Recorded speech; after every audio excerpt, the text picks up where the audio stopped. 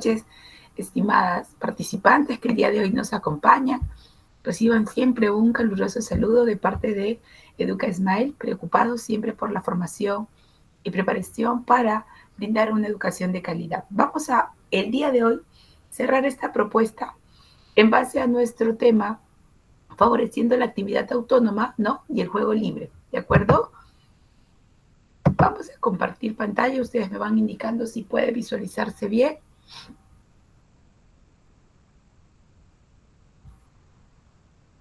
A ver.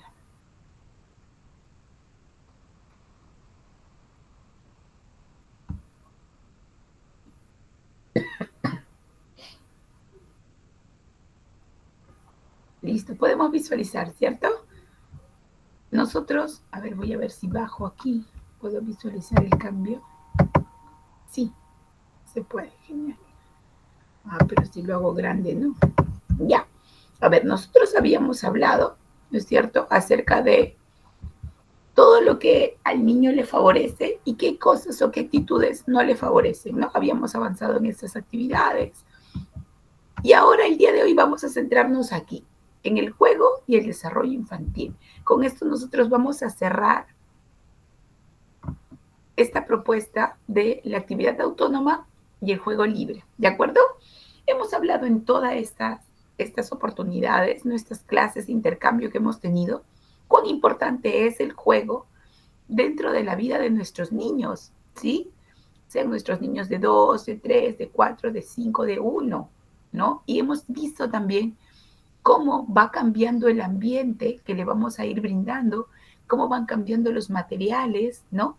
Pero lo que no cambia es la importancia y el beneficio que tienen estos, ¿no? En la vida de nuestros niños. Bien, vamos a ver entonces ahora cómo es que se da todo este proceso de juego en la etapa de los niños, ¿de acuerdo? Cómo es que va evolucionando, qué es lo que opinan los autores, por ejemplo, también de acuerdo al juego en la vida de los niños, ¿ya?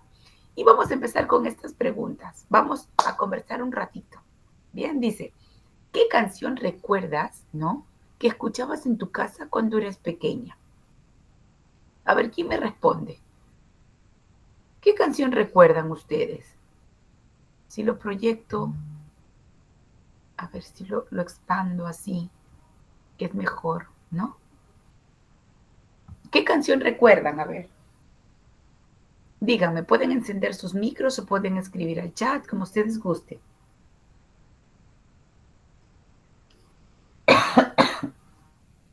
¿Recuerdan alguna canción? A ver, Buenas ¿sí? noches. Bueno, la canción que recuerdo muy antigua es el que cuando nos enseñaban la letra C, cucú, cucú, cantaba la rana. Ah, mira, ya, es una situación que ha marcado de repente parte de tu vida, porque a pesar de la edad que tenemos ahora, la vamos a seguir o la seguimos recordando, ¿no? Muy bien, gracias. Entonces, su episodio, ¿no? Significativo ha ido a la escuela, miren ustedes. ¿Qué más? A ver, para las demás, ¿recuerdan alguna canción, poema o cuento que te dedicaba a alguien de tu familia antes de dormir? A ver, ¿quién me responde esa pregunta?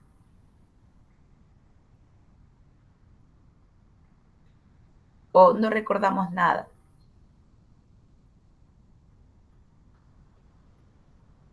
¿Cuál era tu comida favorita? Y si no te gustaba, ¿cómo hacían tus familiares para que comas? ¿Recuerdas algún juego que hicieras con la comida? ¿Cuál? ¿Pero alguien quiere participar?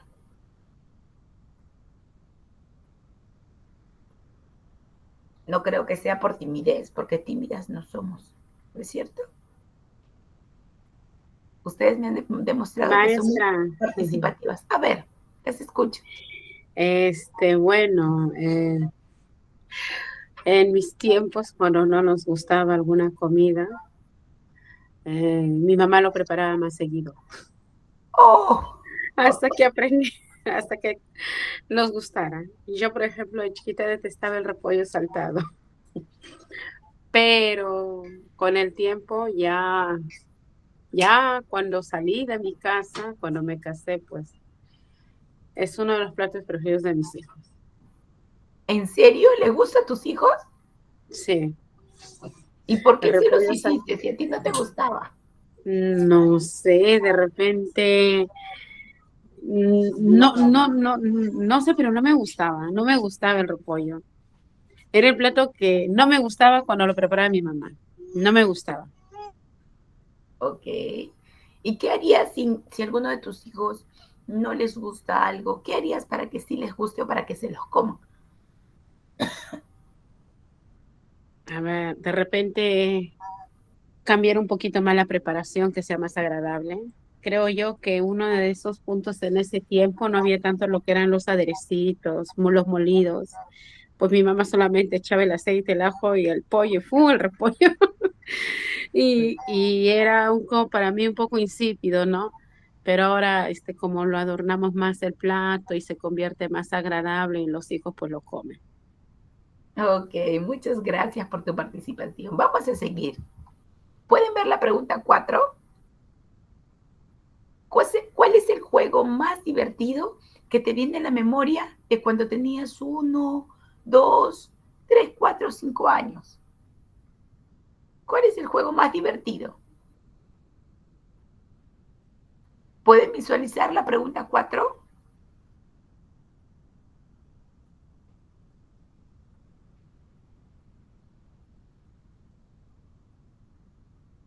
A ver, voy a dejar de compartir para ver si estamos todos en el mismo. No, no han visualizado. ¿Visualizaron la pregunta 4? Ayúdenme, por favor. Toda la pantalla. Ventana. ¿Han visualizado la pregunta 4 o no? Dice, ¿cuál es el juego más divertido que se te viene a la memoria cuando tenías 1, 2, 3, 4, 5 años? ¿Cuál era la celebración familiar que esperabas con ansias para jugar con tu familia? ¿Cuál es la travesura más jocosa, célebre que recuerdas haber hecho? Y si tuvieras que hacer un listado de tus juegos favoritos para que no se pierdan con el tiempo, ¿cuáles serían estos juegos? ¿Ustedes recuerdan alguna de estas preguntas o podrían darle respuesta a alguna de estas preguntas como fuesen, positivas, negativas? No hay problema. Yo, por ejemplo, no recuerdo ningún cuento que me contaban de noche, porque quizá no tuve la oportunidad de poder compartir esa etapa, ¿no? Con la familia, porque papá trabajaba, mamá salía a trabajar, entonces no la recuerdo. ¿Ustedes sí? ¿Cómo creen que responderían nuestros hijos, nuestros niños de la escuela, a estas preguntas?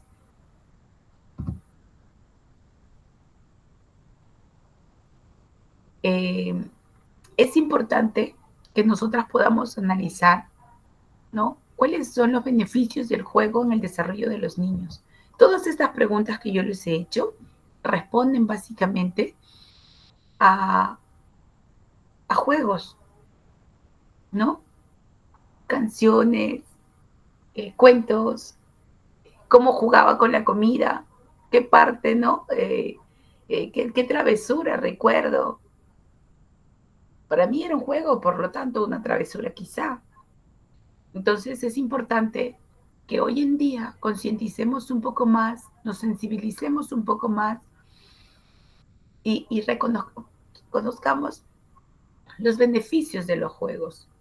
¿Qué beneficios traen estos juegos en nuestros niños? Nosotros trabajamos con niños, ¿no? No solamente aporta al lado cognitivo, que como ya lo habíamos visto, sino también al lado emocional, a la seguridad de nuestros niños, a la valoración que se generan ellos mismos. Bien, a ver, vamos a ver este videito.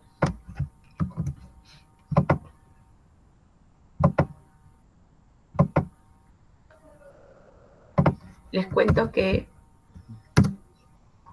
yo estuve bien hasta las 4 de la tarde. Y ahí no sé qué pasó con mi voz. Listo. Ustedes me avisan si es que pueden escuchar. Miss, discúlpeme, pero el PPT que usted está presentando no lo tenemos. Lo estoy buscando en la plataforma. Ya lo he compartido para que se les puedan compartir. Es la última parte de la clase de hoy que he agregado también, que teníamos que haber desarrollado creo que hace un par de días, un minuto. Entonces ya lo he compartido para que ustedes también lo puedan tener. Sí, seguramente en unos minutos el equipo técnico va a compartirlo con ustedes, así que no hay problema, ¿ya? Okay, Buenas noches con todos. Disculpe un minutito, Miss. Sí, estimados alumnos, buenas noches con todos primeramente. Le habla el área de soporte académico. Y sí, ahorita en unos minutos lo estamos compartiendo al grupito. Y en la página, en nuestra página donde se están descargando, los materiales, se va a actualizar para el día de mañana. Para el día de mañana, a partir de las 10 de la mañana, ya lo van a encontrar oficializado en la página, ¿sí? Pero por el momento lo vamos a compartir al mismo grupo, ¿sí? En WhatsApp. En unos minutitos lo estoy compartiendo. Gracias. Listo. A ver, voy a dejar de presentar esta pantalla y voy a presentar el videíto, ¿ya? Presentar. Creo que es este. A ver, denme un minutito. Jugar, sí. Me avisan si se escucha, ¿ya? Voy a bajar mi volumen acá.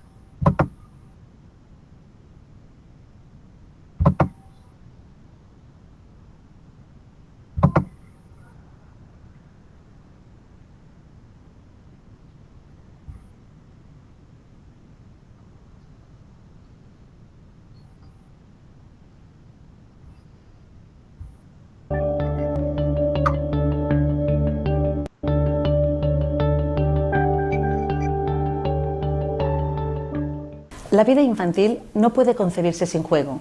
Jugar es su principal actividad y responde a la necesidad de niños y niñas de mirar, tocar, curiosear, experimentar, imaginar, saber, expresar, crear, soñar. Es un impulso primario que nos empuja desde el nacimiento a descubrir, explorar, dominar y amar el mundo que nos rodea, posibilitando así un sano y armonioso crecimiento del cuerpo, la inteligencia, la afectividad y la sociabilidad. Jugar es sin duda una de las fuentes más importantes de progreso y aprendizaje. El juego adquiere en la infancia un valor educativo evidente. En primer lugar, porque despierta la curiosidad, que es motor del aprendizaje. También proporciona alegría y satisfacción. Al jugar, también los niños exteriorizan sus miedos, angustias y proporcionan sus preocupaciones más íntimas. Esto les permite elaborar sus emociones y sentimientos, recreándolas a través de los objetos, muñecos, monstruos, animales, a veces inventando nuevas historias, ensayando nuevos finales a situaciones difíciles, o poniéndose en la piel de los demás o repitiendo hasta la saciedad situaciones placenteras para ellos. El juego también actúa como estimulante de la superación personal, a partir de la experimentación del éxito, que es la base de la propia confianza. Jugando aceptamos retos, que superamos con esfuerzo, nos sometemos a los resultados del azar, elaboramos defensas a la frustración y aprendemos a ponernos en el lugar del otro. Aceptamos normas y pautas de convivencia, como esperar el turno, ganar, perder, ceder. En el juego, por tanto, se desarrollan todas las funciones físicas, psíquicas, afectivas y sociales necesarias para un crecimiento sano y equilibrado. ¿Pero qué hace falta para jugar? Para jugar necesitamos en primer lugar tiempo, un tiempo rico, pausado, sin prisas, en donde podamos desplegar la imaginación y recogerla, recrear lo visto y experimentado y aprendido, tiempo para soñar y para imaginar. Necesitamos espacios acondicionados para juego en las calles, en las casas, en las escuelas, en donde poder jugar de manera libre y sin peligros, espacios que permitan imaginar y recrear nuestra creatividad. Necesitamos en tercer lugar compañeros de juego, papás, mamás, abuelos, pero también los otros, iguales, ¿no? Porque jugar solo tiene su valor, pero si jugamos habitualmente solos, podemos incrementar los sentimientos de omnipotencia y, además, se limita enormemente las posibilidades del juego. Es en el contexto de los juegos compartidos que el niño aprende cómo son los demás y van formando su propia imagen. Y por último, lo más importante, nuestra actitud como papás y mamás, ¿no? Esa necesidad que tienen los niños de nosotros en una actitud abierta, confiada, positiva, aceptando sus juegos, compartiéndolos con ellos, interesándolo por sus intereses, compartiendo fantasías e ilusiones, ¿no? Así seremos capaces de crear un espacio de confianza, de libertad y creatividad, estimulante de su juego, en el cual el niño pueda crecer y desarrollarse, y nosotros también, ¿no? Sin duda vale la pena intentarlo, eso sí, con actitud de juego.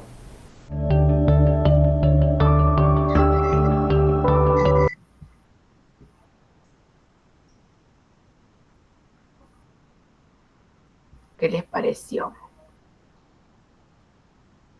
La importancia del juego, no solo en la parte cognitiva, sino también en la psíquica, en la emocional, en la psicológica, ¿no? En la afectiva.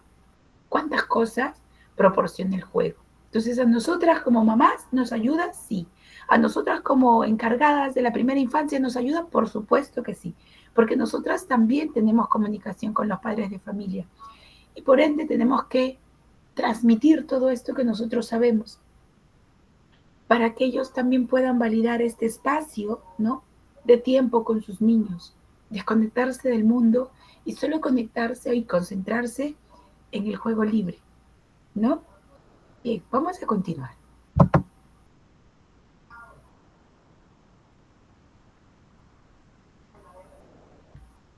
No sé por qué no avanza. Ahora yo les pregunto, ¿el juego de los niños será el mismo en todas las edades? A ver, creo que ya están visualizando.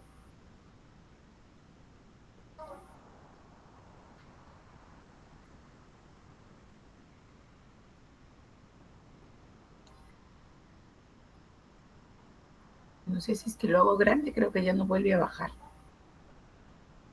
Ah, la pregunta es, ¿el juego de los niños será igual en todas las edades? ¿Qué dicen ustedes? ¿Sí? ¿No? ¿Generará los mismos beneficios? No, todos son diferentes por las edades. Definitivamente los juegos son diferentes. A los niños pequeñitos como estos, por ejemplo, que tienen 1 año, entre 1 y 2, les interesa qué cosa. Tocar, sentir, sobre todo materiales o juguetes sensoriales, ¿no? Con soniditos, de colores, que estimulen, ¿no? Sus sentidos, que les permita de repente también poder probar, sentir. Ya cuando ellos van creciendo, ellos van aprendiendo y les va gustando esta sensación de poder apilar, ¿no? Armar torres, encajar. Aquí está, por ejemplo, ¿no? Cuando van encajando, creo que son los primeros juguetes que nos llegan en cuanto los niños tienen 3 años. 4 años, 5 años, ya empiezan con piezas un poco más pequeñas, ¿no? A trabajar propuestas de juego creativo. Aparece el juego simbólico, ¿no? En las pequeñas, juegos de mesa. A medida que los niños y niñas crecen, la manera de jugar también es diferente, ¿cierto? ¿Están viendo qué pasa en los PPTs o no lo observan?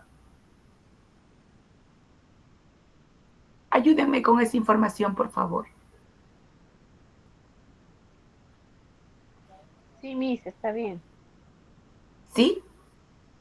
A medida que los niños van creciendo, la manera de jugar va cambiando, porque va a responder a sus intereses, ¿no? Cuando son pequeños, buscan sonajeros, cositas que vayan sonando, luego empiezan a apilar, luego empiezan a empujar, a armar torres, a encajar, a construir, porque el niño va creciendo y va teniendo otros intereses, otra forma de jugar. Vamos a ir viendo rápidamente algunos autores, ¿no? Y cómo nos van explicando ellos los beneficios que tiene el juego y cómo se da en el desarrollo de los niños. ¿De acuerdo? Tenemos a Carl Gross, por ejemplo, que nos habla de la teoría del juego como anticipación funcional. ¿Qué quiere decir? Carl es un filósofo psicólogo, ¿no? Y dice que el juego es el objeto de una investigación psicológica especial, siendo el primero en constatar el papel del juego como fenómeno de desarrollo del pensamiento y la actividad. Está basada, dice, en los estudios de Darwin, que indica que sobreviven las especies mejor adaptadas a las condiciones cambiantes del medio. Por ello, dice él, que el juego es una preparación para la vida adulta y la supervivencia. Claro, ¿qué decía Darwin? ¿Sobreviven los qué? ¿Han escuchado la teoría de Darwin? Ya, pero se las resumo en, ¿no? Que sobreviven los más fuertes, los que se adaptan al cambio, ¿no? Entonces, Carr, nos menciona que si los niños tienen este espacio de juego, tienen esas actividades libres, ¿no? Van a poder prepararse y van a poder sobrevivir en la etapa adulta. ¿Por qué?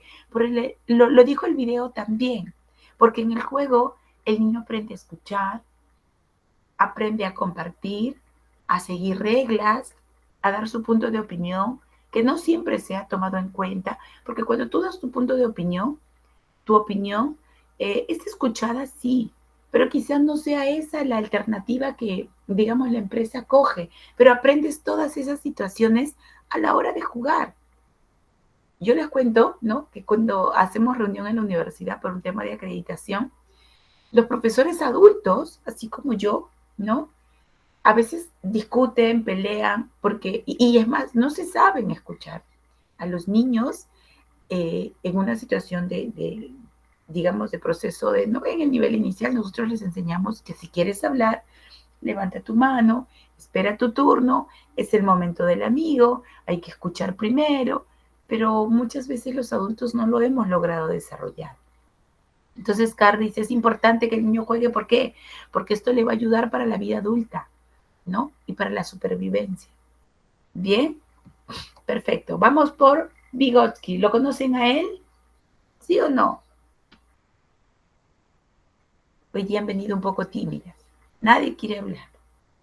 Bien, vamos a ver qué nos dice Vygotsky. Dice, el juego surge como una necesidad de reproducir el contacto con los demás, con la naturaleza, ¿no? Origen y fondo del juego son fenómenos de tipo social. O sea, para él el juego es responde a una necesidad de contacto, ¿no? De socialización. Porque Vygotsky habla mucho del aprendizaje social. El niño aprende cuando está en interacción con los demás, ¿no? Con sus pares o con los adultos. Bien, entonces dice él, en naturaleza, origen y fondo del juego son fenómenos de tipo social y a través del juego se presentan escenas que van más allá de los instintos y pulsaciones internas individuales. Vygotsky establece que el juego es una actividad social, el cual, gracias a la cooperación con otros niños, se logran adquirir papeles o roles que son completamente complementarios al propio. También este autor dice se ocupa principalmente del juego simbólico, ¿no es cierto? ¿Qué es el juego simbólico? Esa representación que tiene el niño, ¿no es cierto? De todas las escenas vividas de su cotidianidad, ¿no? Señala, dice, cómo el niño transforma algunos objetos y los convierte en su imaginación en otros que tienen para él un significado distinto, ¿no? El claro ejemplo de esto es, claro ejemplo, el palo de escoba, ¿no? Cuando agarran el palo de escoba y empiezan a montarlo, simulando que es su caballito, ¿cierto? Entonces, para Vygotsky, el juego es importante, sí, responde a una necesidad de poder interactuar, ¿de acuerdo? Vamos a hablar de Piaget. Y cuando hablamos de Piaget,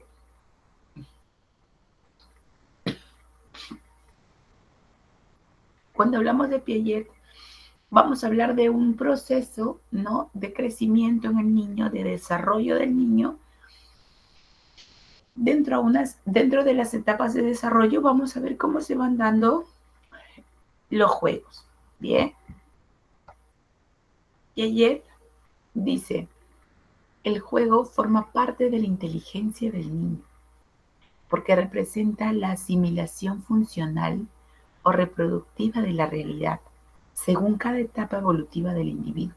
Miren, las capacidades sensoriomotrices, simbólicas o de razonamiento, como el aspecto esencial del desarrollo del individuo, son las que condicionan el origen y la evolución del juego. Piaget asocia tres estructuras básicas del juego con las fases evolutivas del pensamiento humano. El juego es simple ejercicio, dice, ¿no? Parecido al animal, me faltó la L, el juego simbólico, que es abstracto y ficticio, que se da cuando el niño tiene más o menos 5 o 7 años, y el juego reglado, ¿no? Que es el juego pautado, dirigido, con reglas. Colectivo, resultado de un acuerdo de grupo. Vamos a ir viendo cómo esto se va dando de acuerdo a las etapas mencionadas. Tenemos, por ejemplo, la primera etapa o estadio, ¿no? Que es de 0 a 2 años. Es el estadio sensoriomotor, ¿no es cierto? Donde se desarrolla el juego funcional, ¿sí?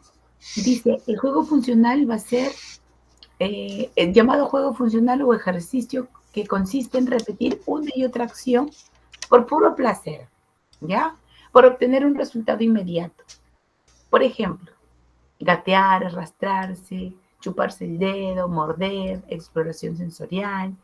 No sé si les ha pasado a ustedes con sus niños en el ciclo 1 que tiran un sonajero y tú lo recoges, se lo das y él lo vuelve a tirar y tú lo recoges y se lo das y él lo vuelve a tirar. ¿Les ha pasado o no les ha pasado? Inclusive escucho que algunos dicen, ya, no lo tires más, ¿ah? ¿No? Como que si no, ya no te lo voy a dar. Pero sucede muchas veces que el niño se encuentra dentro de este estadio, ¿no? Dentro de esta etapa, que busca una respuesta inmediata. A ver, como que, ¿qué vas a hacer, no? A ver, me lo entregas, me lo das. Es parte de su edad, es parte de su exploración, es parte de su necesidad, de su deseo, ¿no? Entonces no sé, creo que a todas nos ha pasado. Yo cuando estudié la carrera, empecé a entender a mi hermanito, ¿no? Que justo estaba en esta edad y siempre tiraba las cosas, yo se las recogía, ¿no? Y yo se las recogía y nunca dejaba de tirarlas. Yo decía, pero ¿por qué si te la estoy dando de nuevo? Pero justamente es porque se encuentran en esta edad. Ahora, ¿a qué edad se da exactamente? Entre los 11 y 14 meses. ¿Ya? ¿Cuáles son los beneficios? El desarrollo sensorial, la coordinación de movimientos, ¿no? El que mira, busca, porque el niño empieza a explorar y tiene esta posibilidad de movimiento. El desarrollo del equilibrio estático y dinámico, que básicamente es la coordinación de mi movimiento, si no, no es un movimiento libre, es un movimiento coordinado, además de la desaparición, ¿sí? La desaparición de los reflejos. Recuerden que cuando los niños nacen con reflejos, ¿no? Y estos reflejos son automáticos, ¿sí? Son involuntarios, pero aquí ya totalmente va desapareciendo. ¿Cuál es el otro beneficio? La comprensión del mundo que lo rodea al bebé, ¿no? Que los objetos no van desapareciendo, que las cosas suceden por causa y efecto, lo va entendiendo poco a poco. Y aquí también aparece la situación del objeto, ¿no? Estático. O sea, no sé si también les ha pasado a ustedes que cuando a un bebé, ¿no? De 6 meses, tú le enseñas una sonaja, ¿no? O una llave, que no es lo correcto, digamos, ¿no? O sea, no es un juego, no es un juego. Tú le enseñas la llave y él empieza a agarrar, jugar y luego tú dices, uy, pero esta llave está sucia, ¿no? Mejor, ¡plup! ¡Ay, desapareció! ¿Qué hace el niño de 6 meses? O de 5. Cuando tú le dices desapareció, el niño automáticamente ¿qué hace? Como que no te mira y ay, como ya no está en su espacio focal, ¿no? Para él también desapareció. Pero ¿qué pasa con un niño de, no sé, 9, 10 meses, 11 meses, ya un año, ¿no? 24 meses, mucho. Vamos a ponerle 14 meses. Tú haces eso y dices, no, de verdad, no le puedo dar esto porque esto está sucio, ¿no? Ya, desapareció. El niño va a agarrar, te va a mirar a tu costado. Como ya tiene posibilidad de movimiento, se va a mover, va a caminar, va a gatear, va a avanzar. ¿Y qué va a suceder? Va a encontrar esa llave, ¿no es cierto? ¿Sí? Listo. La autosuperación, ¿no? Cuanto más se practica, mejores resultados se obtienen y la interacción social con el resultado de referencia. Vamos a ir viendo, perdón, vamos a ir viendo, por ejemplo, también, ya, gracias.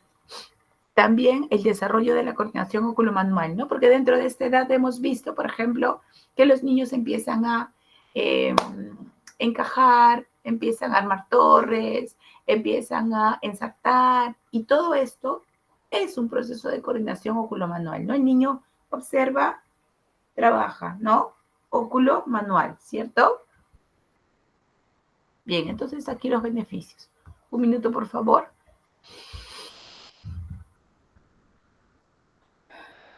Mucho.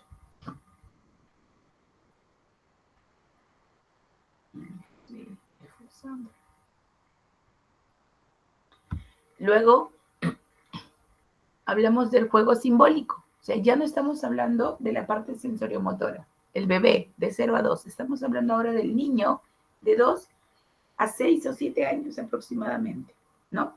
En esta edad llamada preoperacional por Piaget, se da ¿qué cosa? El juego simbólico, ¿de acuerdo? ¿Y en qué consiste?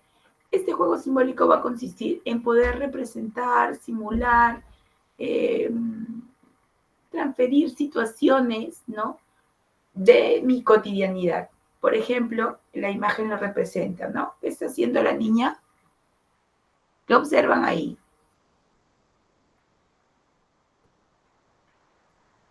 Una niña que está cepillándose los dientes, ¿no? O que de repente no necesariamente cepillándole, pero está revisándole, puede estar jugando ¿a quién? Al dentista. Los niños van a reflejar el conocimiento de la realidad que los va a rodear, ¿de acuerdo? Así que es importante porque esto habíamos visto en algún momento también la importancia, ¿no? Del juego simbólico porque nos va a brindar mensajes, ¿no? De qué es lo que está pasando en casa, de cómo está viviendo con la familia con la que comparte. Cuanto más variada es la realidad que conocen, más variados son los argumentos que utilizan, ¿no? Jugar a la familia, al médico, al dentista, al veterinario, la peluquera. Bien, ¿cuáles son los beneficios de este juego simbólico? Comprender y asimilar el entorno que los rodea, aprender y practicar conocimientos sobre los roles establecidos en la sociedad, desarrollar un lenguaje, ¿no? Ya que los niños verbalizan continuamente. Por Dios, se va a cerrar esto.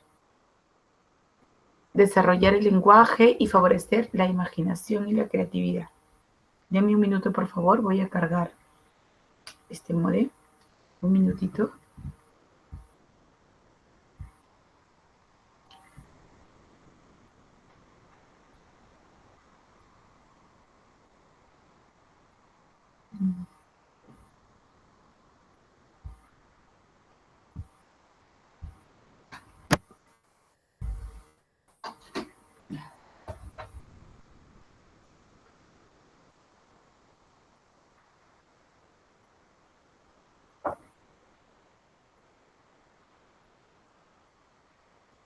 Listo.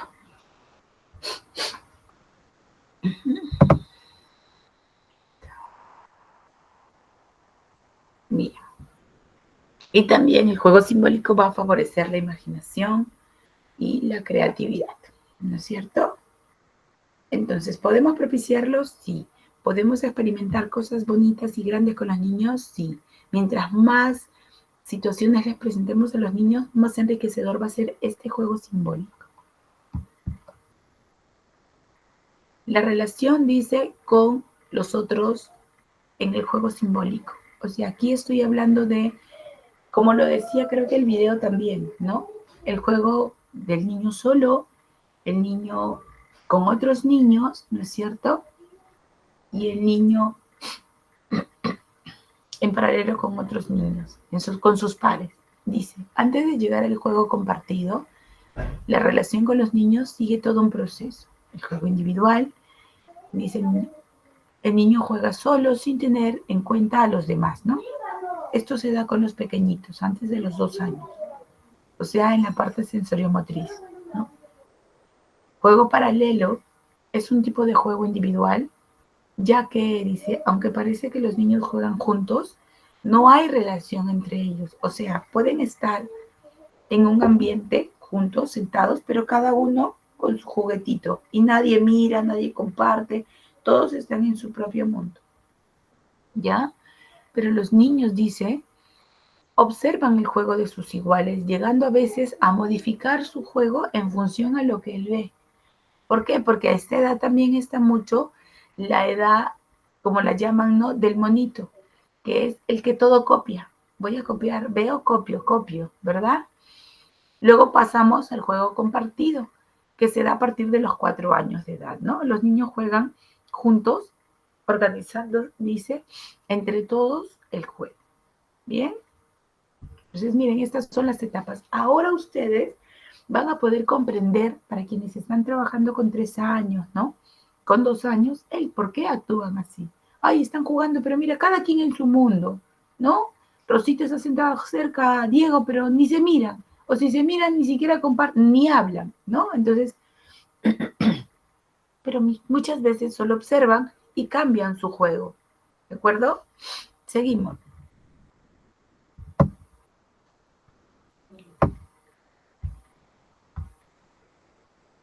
Pasamos al juego de rol. ¿Qué pasó con mi imagen? Pasamos al juego de roles, estadio de las operaciones concretas, ¿no? O sea, estamos hablando que Piaget llama a los niños que tienen entre 6 y 12 años estadio de las operaciones concretas, ¿sí? Y dentro de esta edad se da el juego de roles. El uso de la regla, dice, aparece mucho antes que el niño llegue al periodo de las operaciones concretas. Bien, a partir de los 6 o 7 años. A partir del uso de esas primeras reglas decididas y utilizadas por los jugadores en el juego simbólico, los niños pueden empezar a utilizar otros juegos reglados, con la participación o no del adulto. En estos juegos de reglas, los jugadores saben antes de iniciar el juego lo que cada uno debe hacer. De pronto los niños son más grandes, ¿no? Se comunican mejor, establecen sus propias reglas, como dice ahí, ¿necesitan del adulto? No necesariamente, ¿no? Ellos mismos pueden establecer sus reglas y acatarlas, ¿no? En cambio, en el juego simbólico, que es el de atrás, los niños seguían reglas, sí, pero muchas veces estas reglas son dadas ¿por quién? Por el adulto. Un minuto, por favor.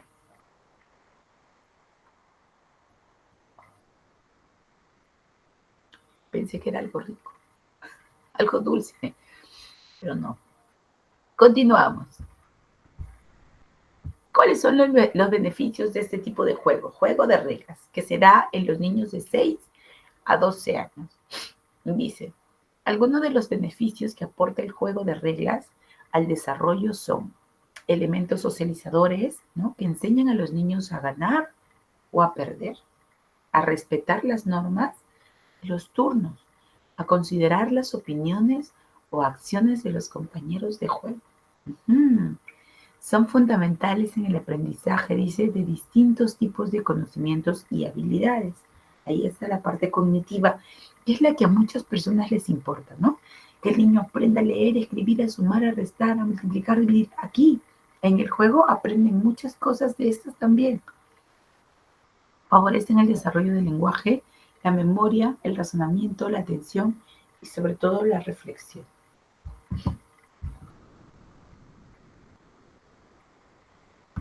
Pasamos al juego de construcción.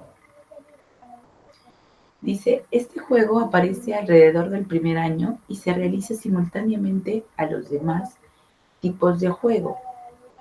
Va evolucionando a lo largo de los años, a veces estando al servicio del juego predominante en cada etapa. O sea, se da en cada momento de tu vida. Sobre todo dice que se va a ir fortaleciendo, se va a ir solidificando, ¿no? Obviamente con el transcurso de las edades, como lo veíamos en el inicio, ¿no? De los niños de 5 años, que también construyen, sí construyen, ¿no? Pero de manera más específica, con materiales más determinados, más pequeños, con un criterio particular de repente de construcción, ¿no? ¿Cuáles son los beneficios del juego de construcción? Que potencia la creatividad, facilita el juego compartido, desarrolla la coordinación oculomanual. Es que en realidad todo juego va a desarrollar la creatividad. Todo juego va a desarrollar la coordinación oculomanual. Pero ¿por qué tocamos este tipo de juegos, ¿no? De manera segmentada? Para que tú ahora puedas fundamentar, ¿no? El por qué propicias el juego con los niños. Recuerden, amigas, participantes, que todo tiene un soporte teórico, ¿no? Yo puedo validar lo que hago siempre y cuando yo tenga un sostén.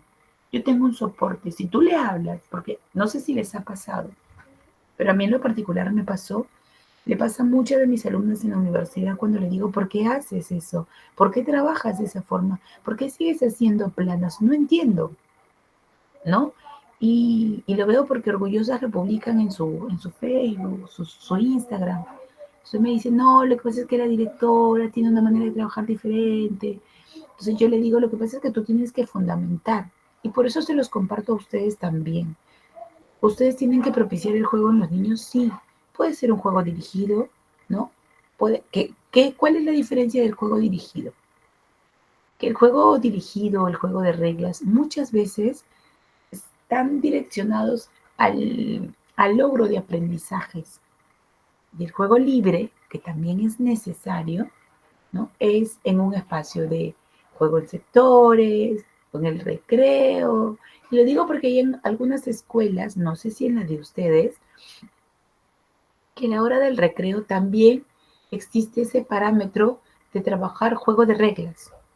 Entonces, la verdad es que el recreo, si bien es cierto, cumple una función importantísima dentro del horario de clase, ¿no? Este, es necesario que también, si bien es cierto, pueden haber juegos de reglas, pero no todos. Tiene que haber un espacio en el que haya un juego libre. Y si alguien te pregunta por qué, tú puedes fundamentar ahora, porque tienes marco teórico, tienes fundamento para poder rebatir, ¿sí? Y defender tu trabajo. Yo por eso siempre les digo, yo sé que la parte teórica es un poquito pesada, pero nos ayuda, ¿no? A fundamentar lo que hacemos como especialistas en la primera infancia. Entonces, quiero hablar, quiero defender, quiero trabajar un tipo de juego de acuerdo a las edades con las que estoy trabajando. Aquí lo tenemos, ¿no? Vemos los beneficios y hablamos en función a ello. Estimula la memoria visual, facilita la comprensión y el razonamiento espacial, ¿no? Arriba, abajo, dentro, fuera, a un lado o al otro. Miren, ya miren cuántas cosas también se aprenden, ¿no? Podemos trabajar múltiples cosas en función a un juego. Desarrolla las capacidades de análisis y síntesis. Bien. Yo hoy día, por ejemplo, les cuento que trabajé con piedras de colores, ¿no? Trabajé con piedras de colores e hice que los niños, nos tocaba algo de reconocimiento de cantidades, ¿no? Entonces los chicos, conteo y reconocimiento de cantidades. Entonces los chicos empezaron a crear con las piedras de colores, crearon flores, unos crearon dinosaurios. Mira esa manera de, ¿no? de ir creando. Otros crearon un paisaje, otros hicieron florcitas así por separado, hicieron corazones, ¿no? Una creo que estaba muy, muy adentrada en el Día del Maestro porque hizo su maestra. Y dije, mira, qué bonito, están jugando, ¿no? Y ahora, ¿cómo hago que cuenten? Porque la actividad de hoy dice conteo. Entonces les dije, ¿no? ¿Cuántas piedritas han utilizado? Y de manera ellos primero divertida, ¿no? Porque ellos estaban muy ilusionados con el uso de estas piedritas que son así pequeñitas, del tamaño de niñita, ¿no? Pero de diferentes colores, verde limón, morado, fucsia, lila, amarillo, rojo, verde, bonitas. Entonces, hemos trabajado, ¿qué cosa? El tema de matemáticas, ¿no? Cantidades, conteos, inclusive trabajé al agregar y quitar. O sea, hay tantas cosas que se pueden trabajar a partir de un juego, que en este caso sí, pues hubo un cierto, digamos, indicaciones que se dio antes de empezar el juego, ¿no? Porque luego se les reparte las canastas y en su espacio ellos trabajan de manera libre, ¿no? Trabajamos y desarrollamos las capacidades de qué?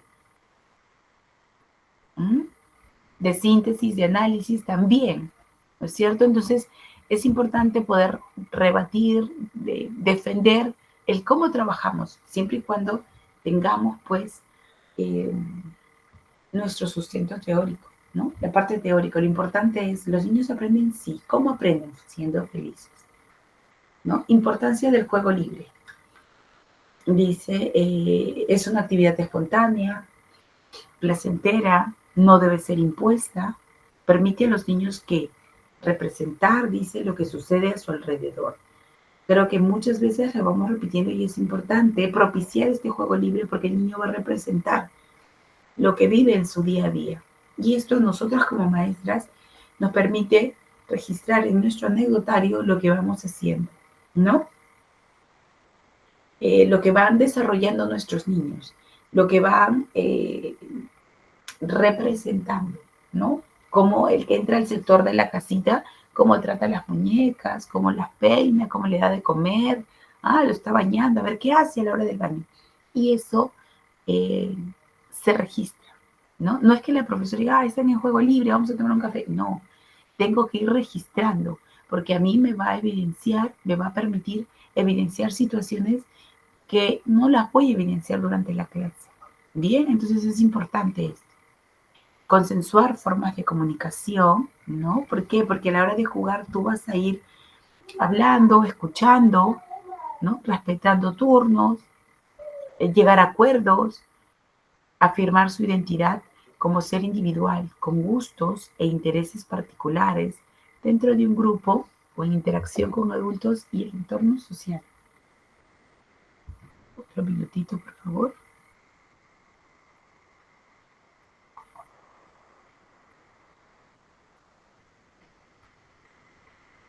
Le permite también el juego libre realizar actividades con su cuerpo.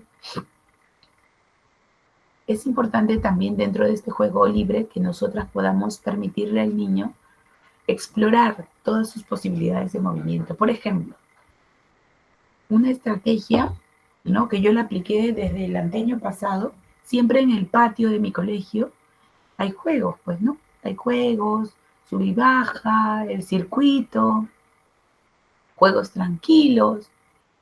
Y de pronto, la verdad es que se me ocurrió porque habíamos hecho como que un proceso de desinfectación, ¿no? Y había mandado a lavar algunas cosas de ahí de los juegos. Y cuando me los trajeron, digamos que no tuve este tiempo de poder, ¿no?, moverlos al patio. Entonces, ese día no hubo nada en el patio. Estuvo vacío. Solamente los pisos de microporoso que protegen de alguna caída, pues, ¿no? Entonces les dije, chicos, a mí, si los juegos, ¿qué hacemos ahora? Ahora pueden jugar como ustedes quieran. Van a crear los juegos que ustedes quieran. Entonces empezaron a crear juegos muy, muy, primero creativos. Después otros bailaban, se estiraban la pierna, hacían como que su aspa de molino. Entonces esto también es juego libre, ¿no? El niño siente placer, siente alegría y está conociendo las posibilidades de su movimiento, está realizando actividades con su cuerpo, ¿no? Algunos empezaban a jugar a los animales, y decían, ya, vamos a jugar a la selva, ¿no? Tú eres tal, tal, tal, cada uno designaba sus animales y empezaban a moverse de acuerdo, ¿no?, al sonido de los animales. Entonces, qué bonito, ¿no? Y les cuento que me quedé como 3 semanas sin juegos porque me gustó esa propuesta, ¿no?, que la hemos aplicado y que este año también ya lo hemos aplicado en un mes, ¿no? Hace, creo que 2 meses, un mes atrás. Entonces, también esta propuesta de juego libre es importante que no solamente tengan, pues, posibilidades materiales, sino también su propio cuerpo, ¿no? Sentir y experimentar distintas emociones. Bien, percibir e interpretar los objetos que lo rodean y desarrollan su pensamiento.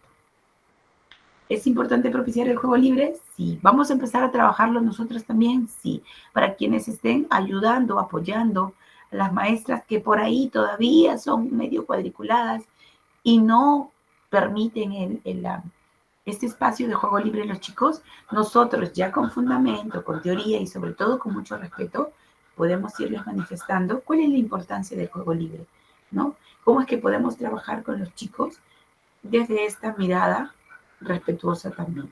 ¿Ya? Denme un minuto, por favor, para ver aquí.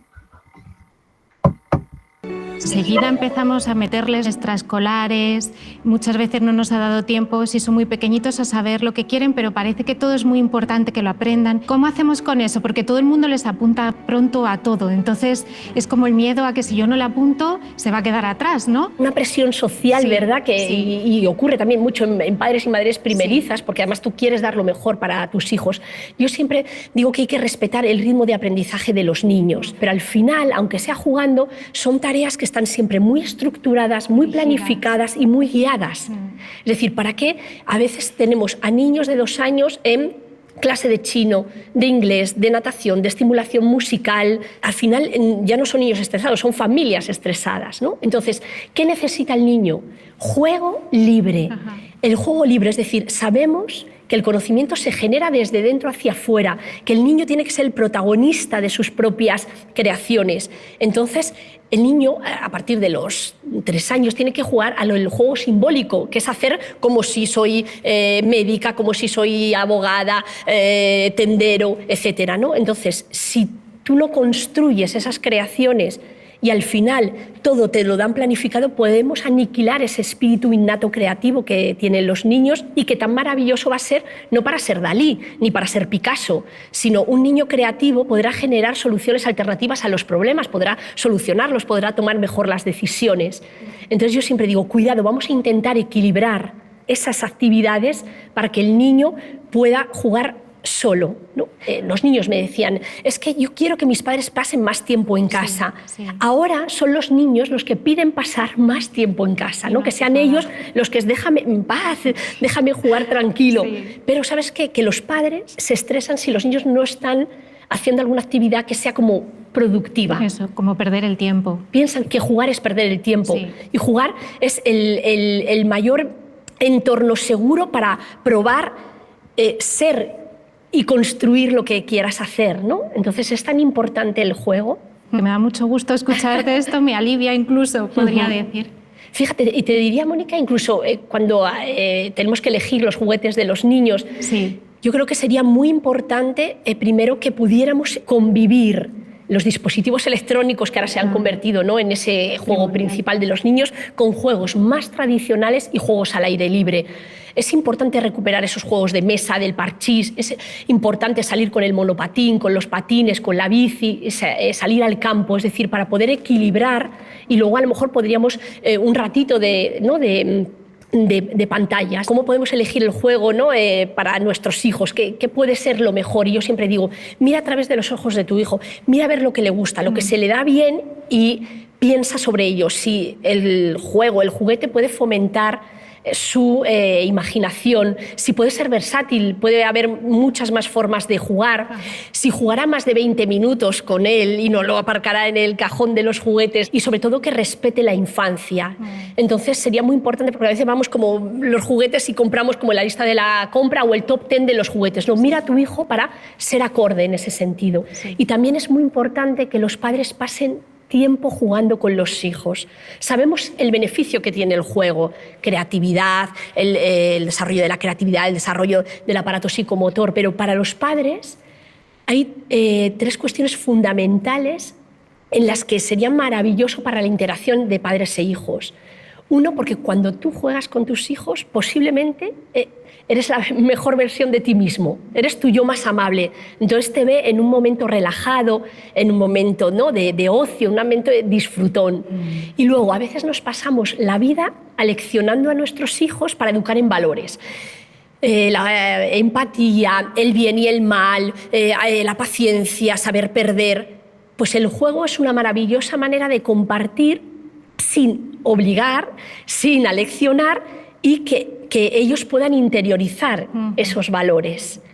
Y luego también una de las cuestiones que nosotros, por ejemplo, también los psicólogos utilizamos para evaluar si a un niño le pasa algo, a veces los niños están jugando y está jugando, imagínate, con un muñeco, y de repente está jugando tan feliz. Entonces, y de repente cambia y le empieza incluso a pegar, a pintar el pelo, a querer cortarlo. Y entonces a veces como nos asusta, es, ¿pero qué haces? Y ahí es un maravilloso momento para abrir una pregunta, es, ¿qué te ocurre? ¿Qué le ocurre al muñeco? ¿Qué le ha pasado? ¿Qué dice el muñeco? ¿Que te ha hecho algo? Porque a veces se puede conocer a tu hijo de una manera impresionante, lo que le gusta, lo que no le gusta, lo que le asusta, lo que le da miedo. Incluso ellos, a través del juego, exponen su vida, es decir, proyectan lo que les está pasando. El niño, a partir del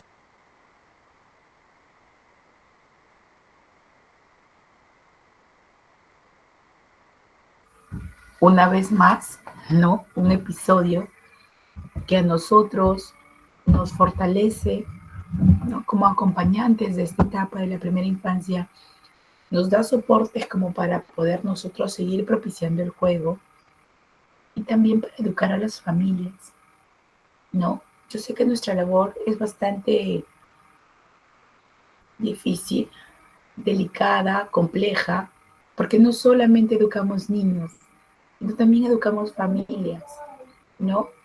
Entonces yo las invito a que hoy es nuestra última clase de juego, a que estos espacios nos hayan permitido a nosotros reflexionar primero, ¿sí? Sensibilizarnos y sobre todo concientizarnos sobre la importancia del juego en la niñez. Si somos mamás, apliquémoslo. Y estamos involucradas ya con el quehacer educativo, pongámoslo en práctica. Sé que no siempre es fácil porque tenemos a alguien al costado en el aula, quizá trabajen en parejas, ¿no? Como un apoyo, pero es importante siempre con fundamento poder explicar. Nosotros en todo este tiempo hemos visto videos y ojalá podamos cerrar también la clase con un video que también es interesante. Al final, si yo les pregunto a ustedes, me gustaría 3 participaciones. ¿Qué es el juego para ustedes? Hemos hablado tanto del juego y sus beneficios, pero si yo les pregunto qué es el juego, ¿cómo podrían definirlo? ¿Qué dicen? A ver, las escucho. Que ese juego es una manera libre, autónoma y como manera también de expresarse a través del juego que los niños realizan, ¿no? Bueno, yo creo que esas palabritas es lo juego, libre, autónoma y expresarse, ¿no? Gracias. A través de sus movimientos. Muy bien. ¿Quién más? ¿Quién más me dice qué es el juego?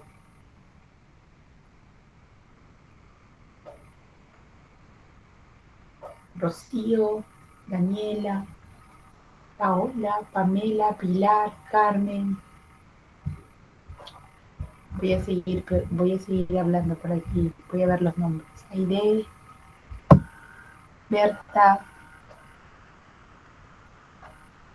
Abelita, Meili, Patricia. ¿Qué es el juego para ustedes? Cuéntenme, a ver, ¿cómo pueden definir el juego?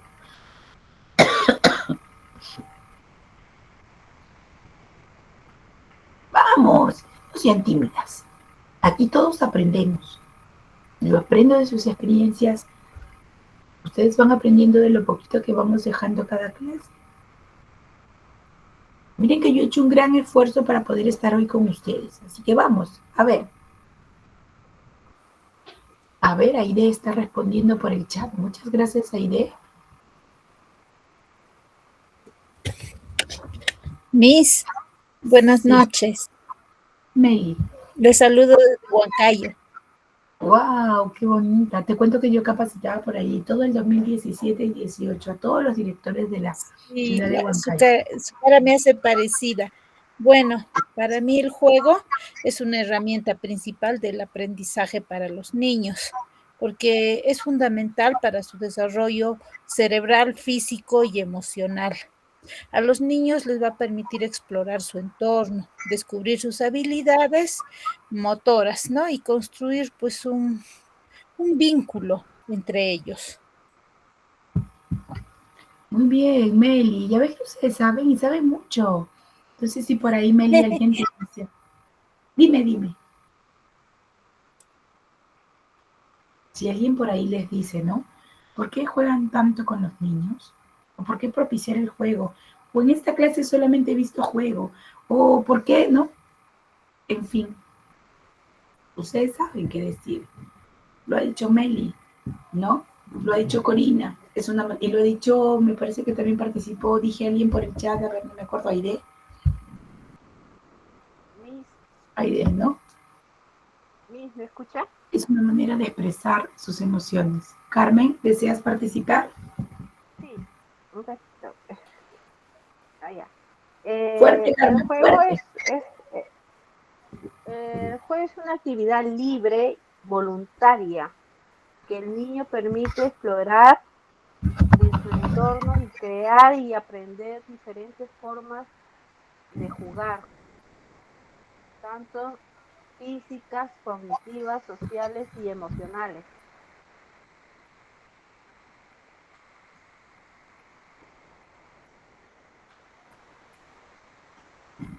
Escuché muy ¿No? bajito, Carmencita.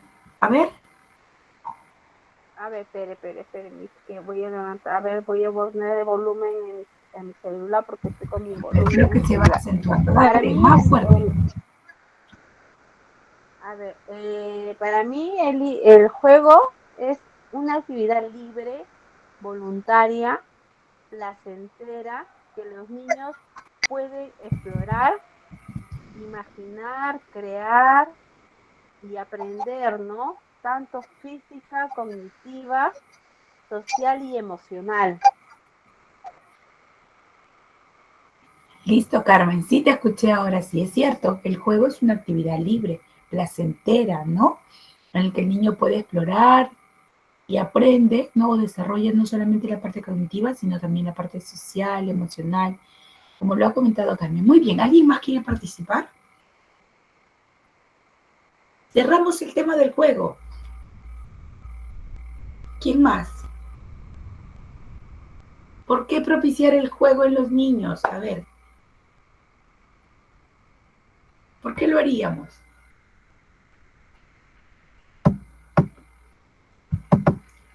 Voy a pensar que están viajando, que están en ruta y no hay señal.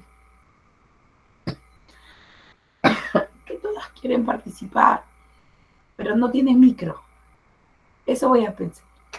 ¿Alguna pregunta hasta aquí? ¿Alguna duda de las experiencias que ustedes puedan haber compartido o que hayan tenido en el aula respecto a la actividad autónoma y el juego libre en los niños?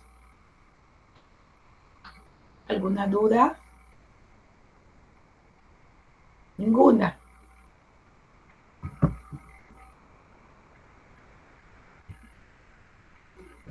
Yo a veces les digo, ¿no? Es una consulta, ya que está ahí. Que sí. Supongamos que a veces hay padres, ¿no? Hay padres que te dicen, porque dicen, ¿por qué tanto juego? Y a veces hay padres que no entienden que a través del juego los niños pueden experimentar, aprender más, ¿no?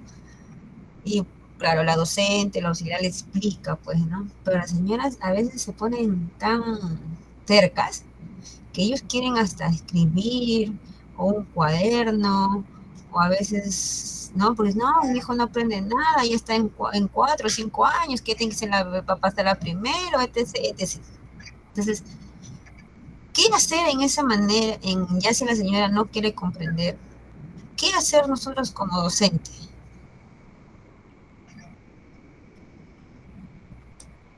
Ya.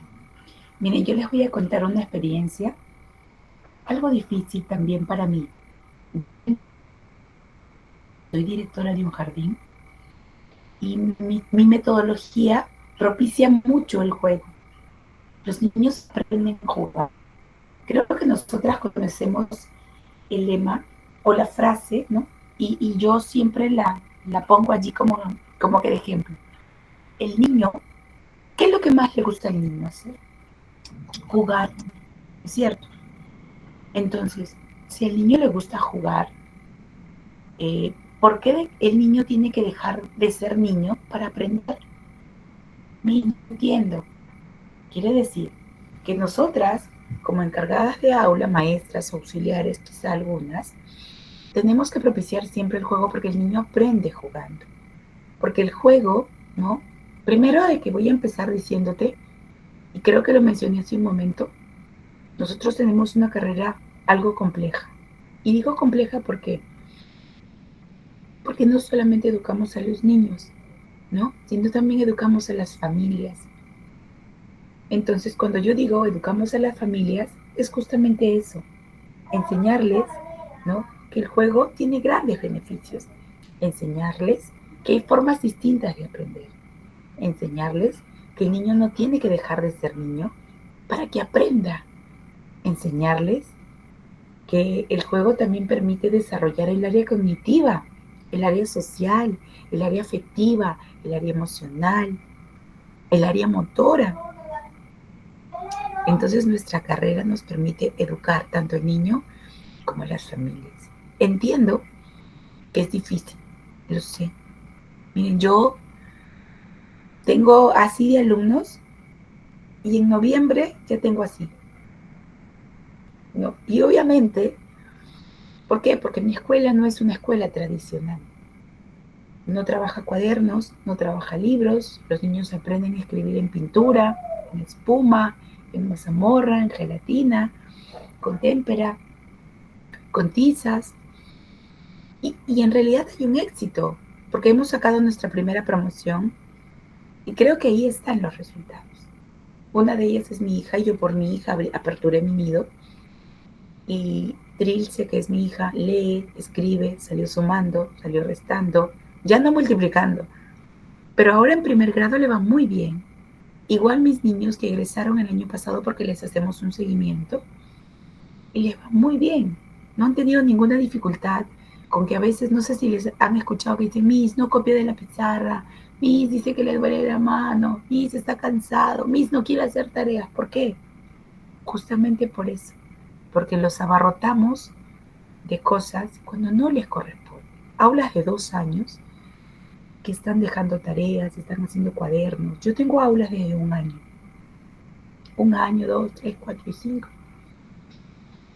Y hace poco se mudó una niña de otra escuela, ¿no? Hizo traspaso. Y me trajo de 2 años 9 cuadernos y 7 libros. Dios mío, ¿qué es esto? Señora, le voy a contar. ¿Y qué es lo que yo hago? Hablar con este soporte que nosotros hemos aprendido en todo este tiempo. De poquitos vamos a poderles cambiar el chip a las mamás. ¿Es difícil?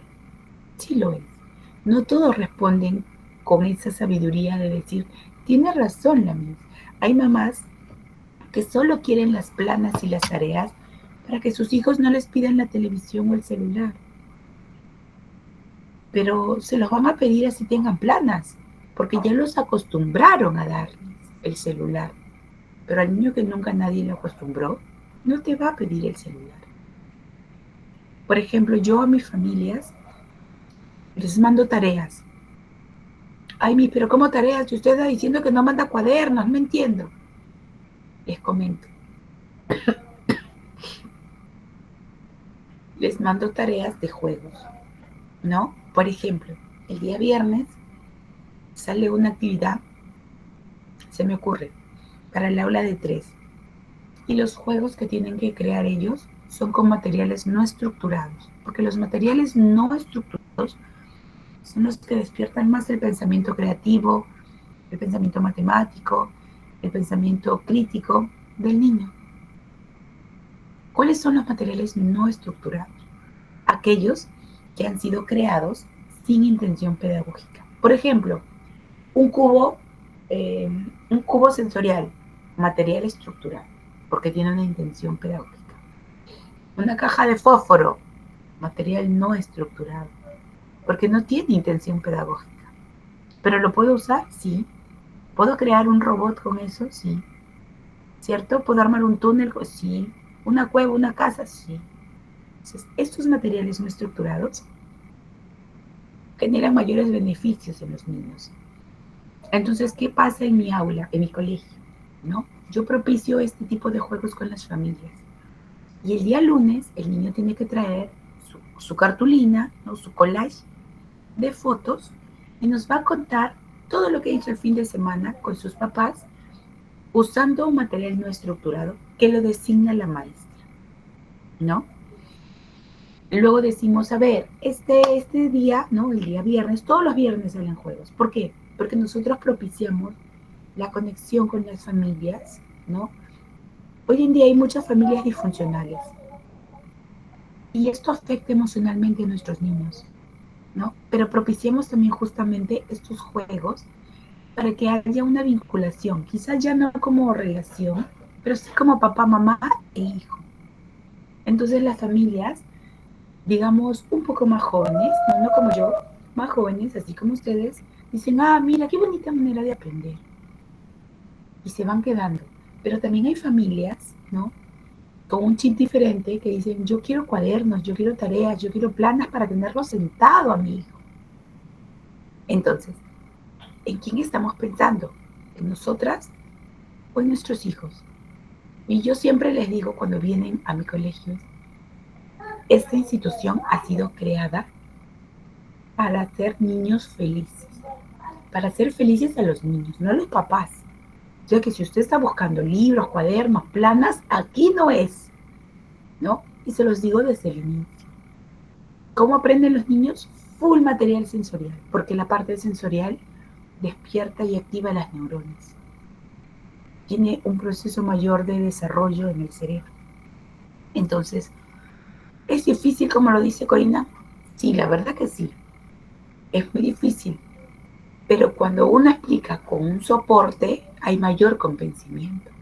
Y por eso les decía hace un momento, a veces es un poco pesado el tema del marco teórico, los autores, las fechas. Yo también he sido mala para eso. Pero una vez a mí me cuestionaron, ¿no? Porque yo desde muy jovencita he trabajado y cuestionaron mi trabajo. Mi Julie, la dirección. ¿Qué hice, no? Y era mi primer trabajo.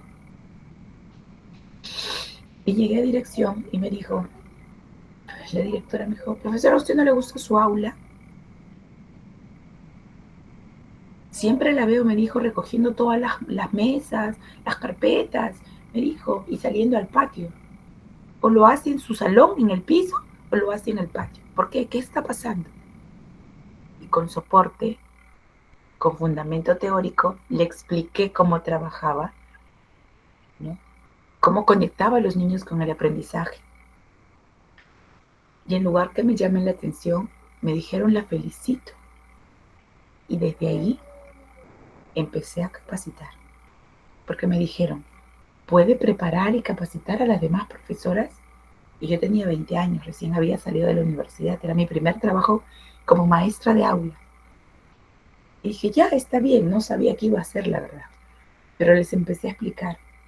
Entonces, cuando uno explica con un sustento teórico, con un soporte, con una base, dicen, ah, esta Miss sabe.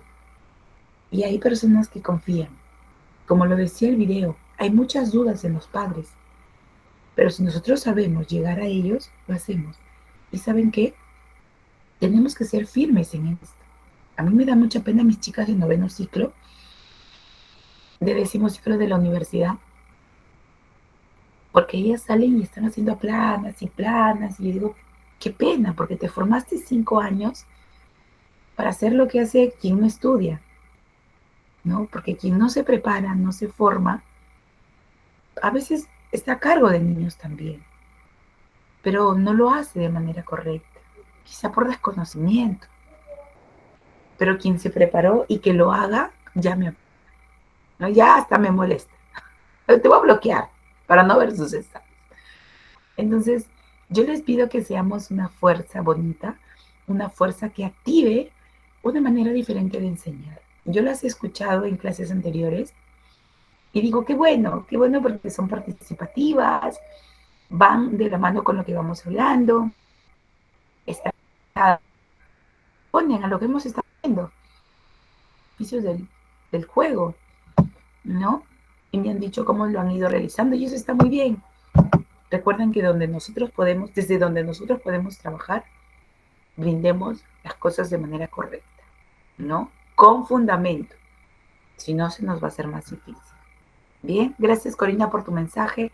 Seamos de verdad esa piecita que cambie, que le dé un giro a la educación inicial, que tanta falta de verdad necesita, ¿no? Que tanta tanta fuerza necesita en función a un cambio en la enseñanza de la educación inicial. Listo. ¿Alguien más quiere participar? ¿Alguna pregunta? Ninguna. Vamos a despedirnos con esta parte y luego este videíto que seleccioné. Entonces, el juego libre va a permitir que el niño pueda conectarse de manera positiva, de manera divertida, de manera objetiva y subjetiva, pueda acercarse de manera amigable y conectar con el mundo que lo rodea, ¿sí? Va a permitirle al niño el juego libre percibir, interpretar, ¿no? Todo lo que está a su alrededor, desarrollar un pensamiento óptimo en función al contacto que tenga con su medio.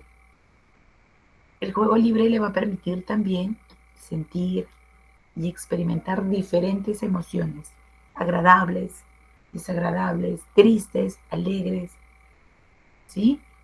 Propiciemos eso en nuestros pequeños. El juego libre también le va a permitir poder realizar diversas actividades con su cuerpo. Ven, miren, aquí están los niños que están saltando, corriendo, ya bueno. Mi espacio no tenía eso, hasta las colchonetas se las quité. Y de verdad que esto hace que los niños desarrollen más su pensamiento porque van creando, ¿no? Y aquí ya vemos a los niños que están jugando pues esta actividad que jugábamos en nuestras épocas y se llamaba Lingo. ¿Han jugado o no han jugado? A Lingo sí, mis. Lingo sí, ¿no? Y ahora sí yo no sé si juegan el Lingo a estas alturas, en estas épocas. ¿Sus hijos juegan Lingo? ¿No? ¿Sí? Listo. ¿Qué más? El juego libre va a permitir, dice, a los niños y a las niñas que pueden representar lo que sucede a su alrededor. Hay algo que nos mencionaban en el video. ¿Se acuerdan? Que dos cosas importantes. Que esta parte del juego libre es un espacio muy enriquecedor que nosotras como encargadas del trabajo con la primera infancia no podemos dejar pasar, porque va a experimentar su interior real, ¿no? El cómo vive, cómo es tratado, las cosas como se dan en casa se exteriorizan aquí, en el juego libre, ¿no? Y también otra parte importante que mencionaba es que este espacio de juego libre fortalece, ¿no? La parte emocional, valida muchas veces sus emociones. Consensuar formas de comunicación. A través del juego los niños también llegan a acuerdos, ¿no? Ven la manera de cómo comunicarse, buscan soluciones, ven alternativas.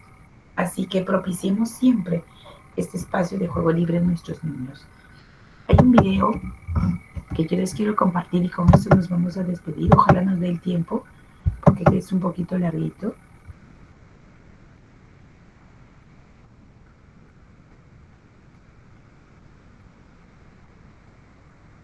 Vamos a ver. Ojalá se pueda compartir. Esperando.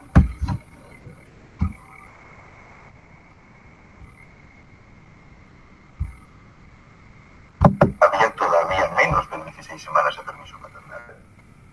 Pero no por ello mi madre pensaba que fuera normal a las 16 semanas dejar a un niño en una guardería. Ya no lo hizo.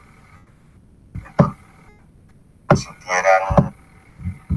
A ver, según la academia, jugar es hacer algo con alegría y con el solo fin de entretenerse o divertirse. Entonces ir al cine sería jugar, bailar sería jugar, pero no son jugar. No lo sé, pero no lo son. ¿Por qué no lo sé? No lo sé, pero nunca decimos que uno juega cuando está bailando, cuando está yendo al cine.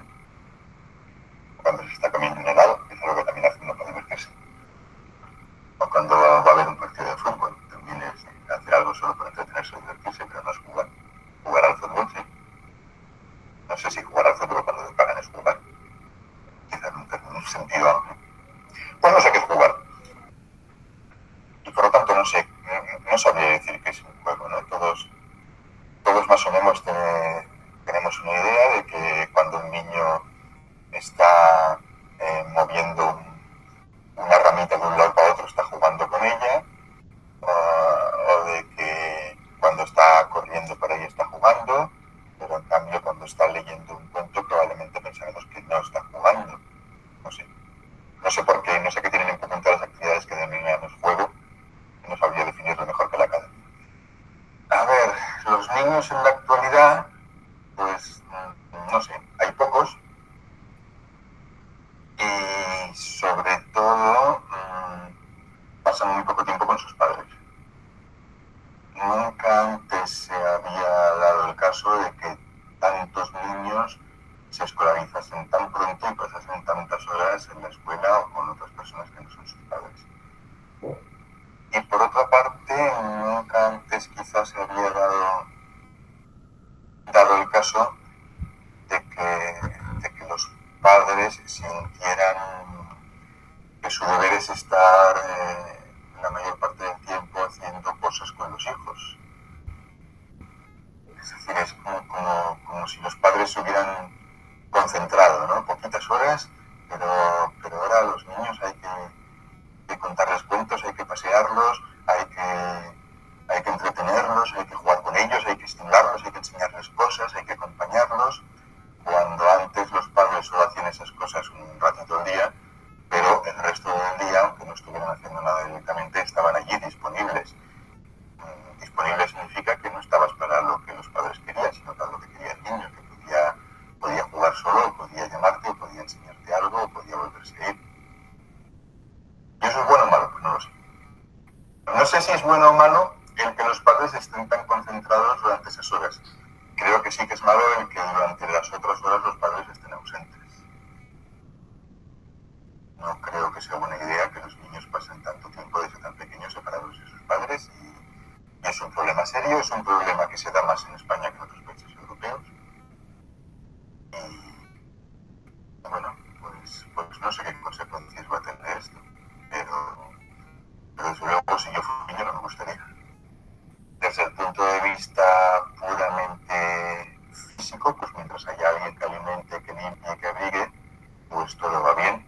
Desde el punto de vista psicológico, pues no es lo mismo, para el niño no es lo mismo estar con su cuidador habitual que estar con diversas personas. Claro, para algunos niños el cuidador habitual no es la madre, sino la niñera. Y en ese caso lo que es duro para ese niño es separarse de su niñera.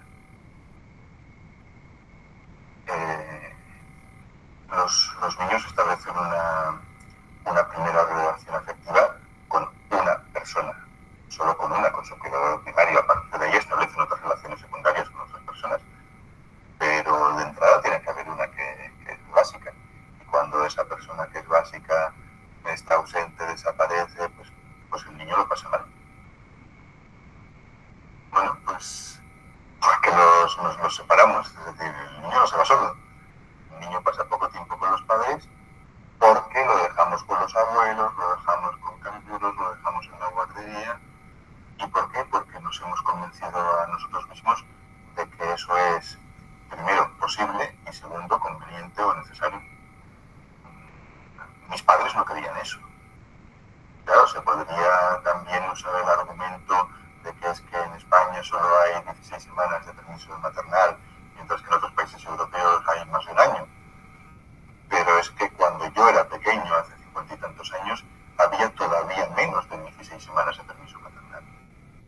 Pero no por ello mi madre pensaba que fuera normal a las 16 semanas dejar a un niño en una guardería, ya no lo hizo. Entonces, bueno, una cosa es lo que el Estado de alguna manera pague o subvencione y otra cosa es lo que tengamos que hacer o lo que nuestros hijos necesiten.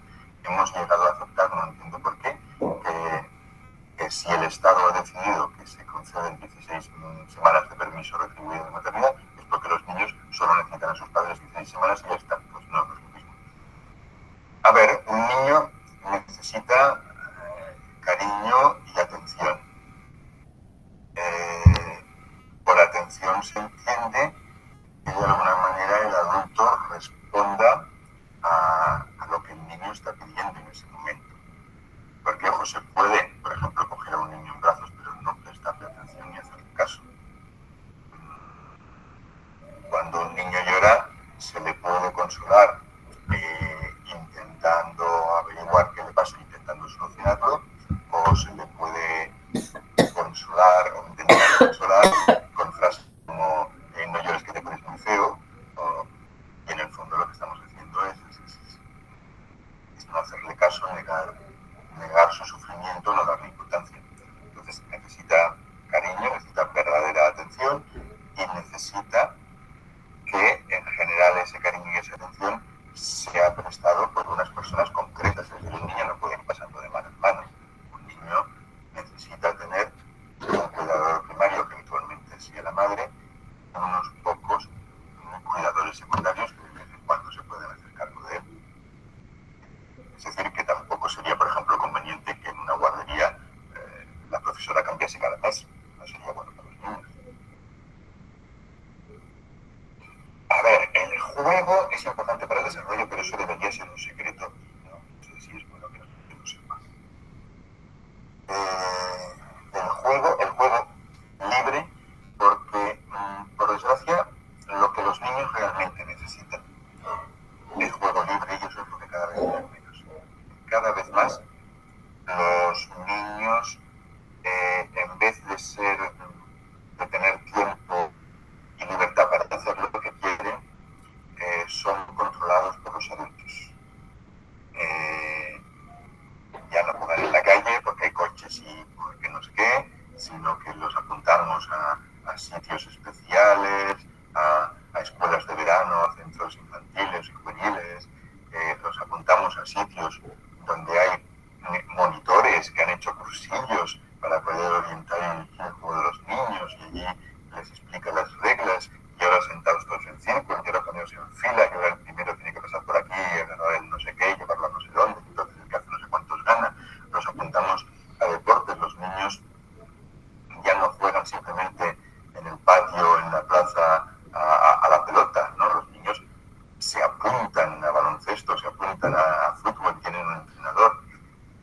No es lo mismo. Es decir, el recreo no es lo mismo que la clase de gimnasia, son cosas distintas.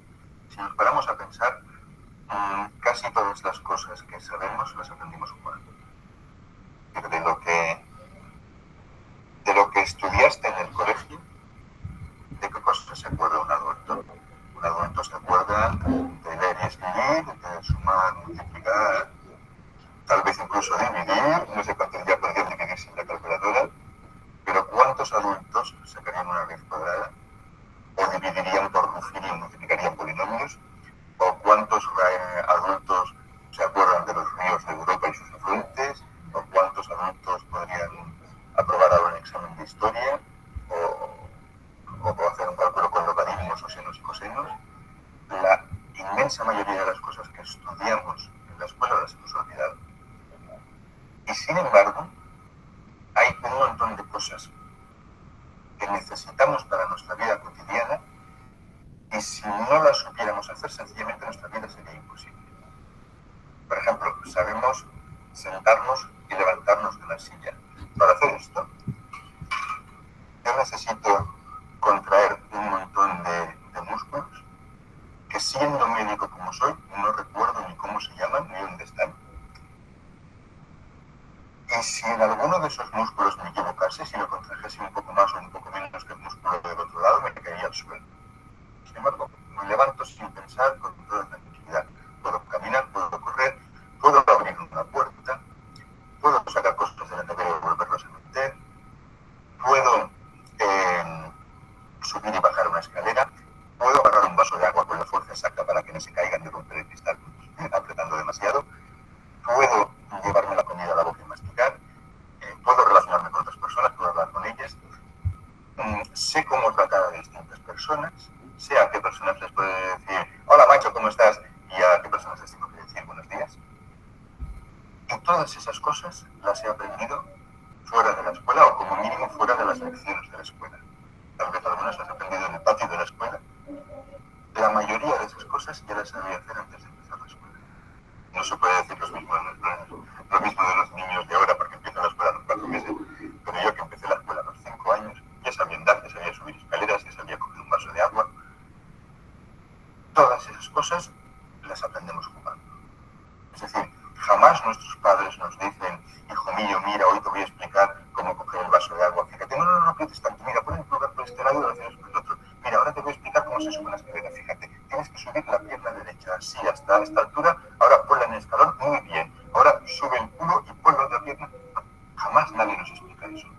lo aprendemos todo jugando, una y mil veces, y el niño cada cosa que encuentra la analiza, la toca, la chupa, la huele, la tira.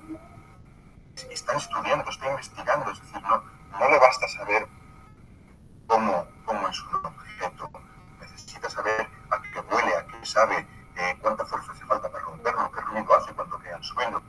Una vez y otra vez y otra vez, practicando con todo, enseñando con todo, probándolo todo, más tarde haciendo juegos de relación social, juegos en los que habla con otros niños, y más adelante ensaya la vida de los adultos, y ahora vamos a jugar a médicos, y ahora a maestros, y ahora a policías, y ahora jugaremos a que tú hacías eso y entonces yo era no sé cuántos.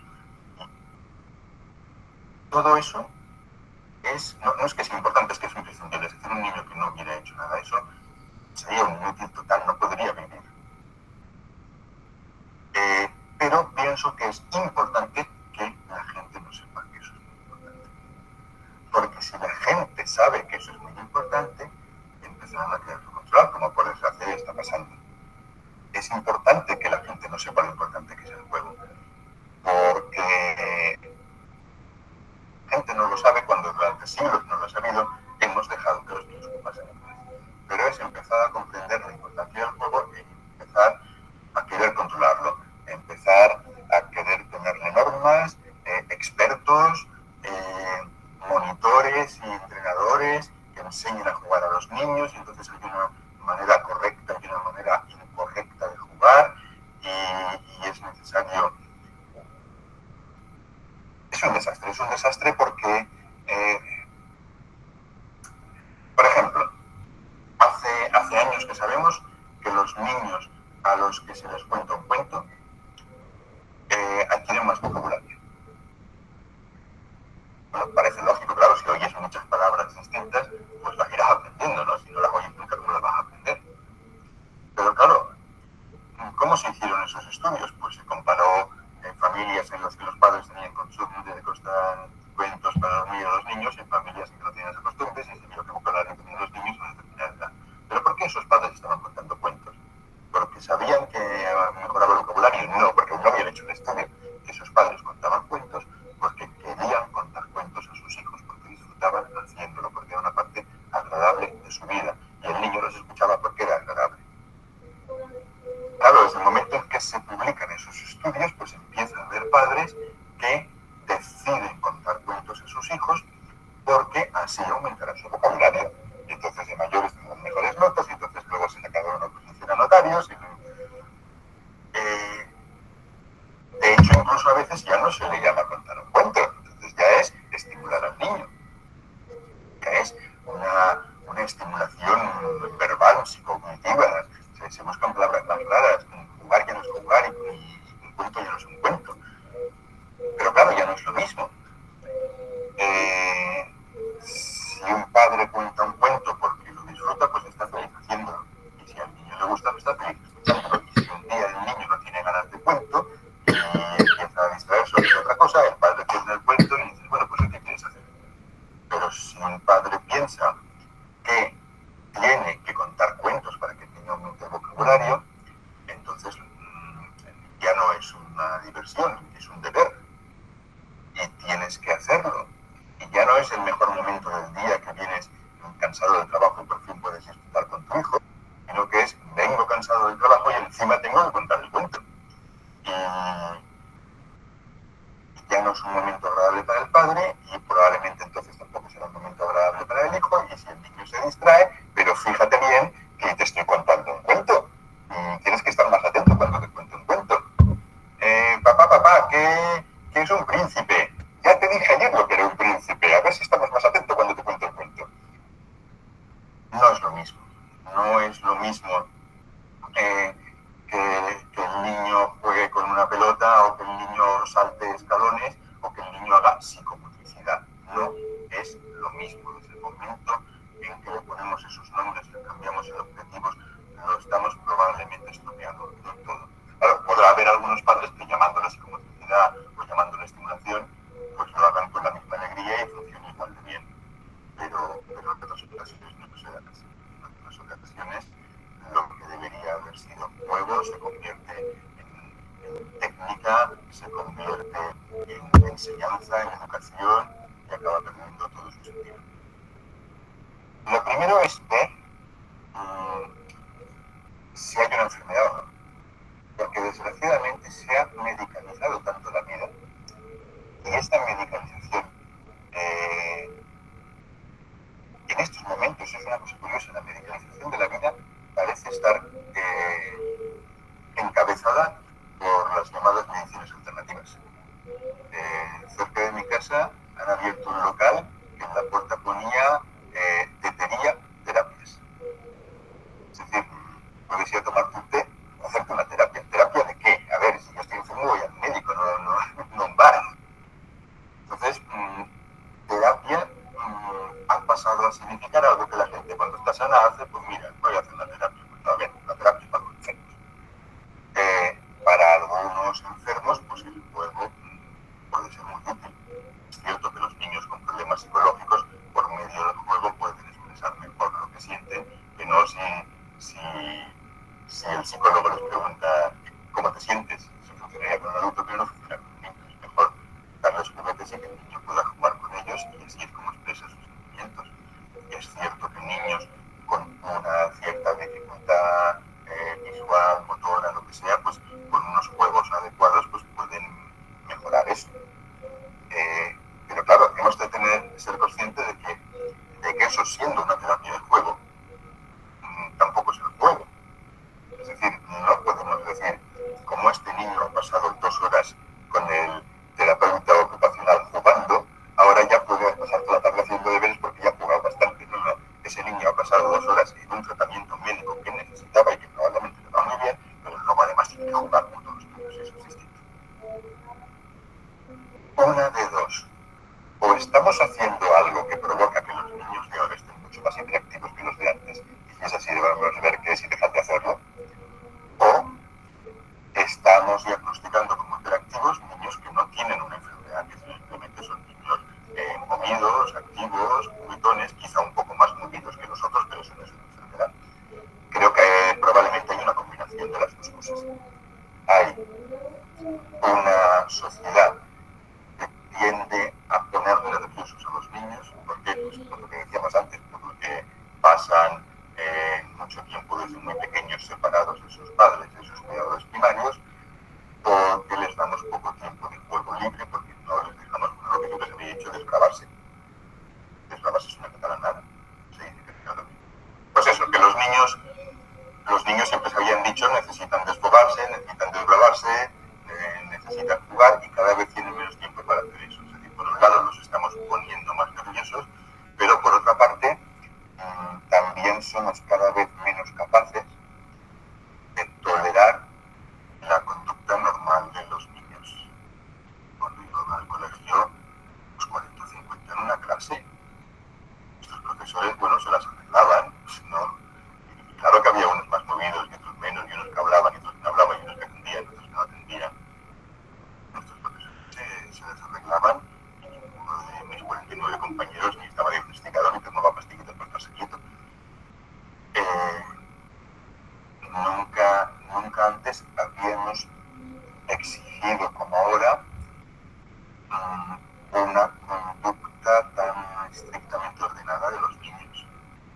Antes se decía que, bueno, hoy los niños ya se saben, los niños siempre serán niños, hoy